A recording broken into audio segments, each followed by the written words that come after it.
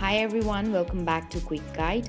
I'm back with another video, and in today's video I'm going to show you how to delete history on Crunchyroll. For that, open up browser on your phone.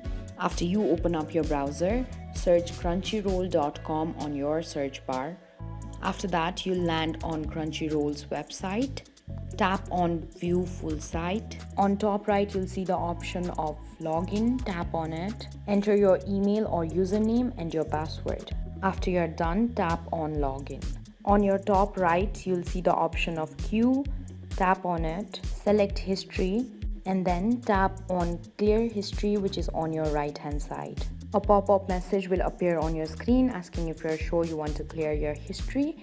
Tap on OK. This way you can clear history on Crunchyroll. Thank you for watching. If you like the video, please hit the like button. If you want to see more tutorial videos, hit the subscribe button, and if you have something to say, please leave a comment.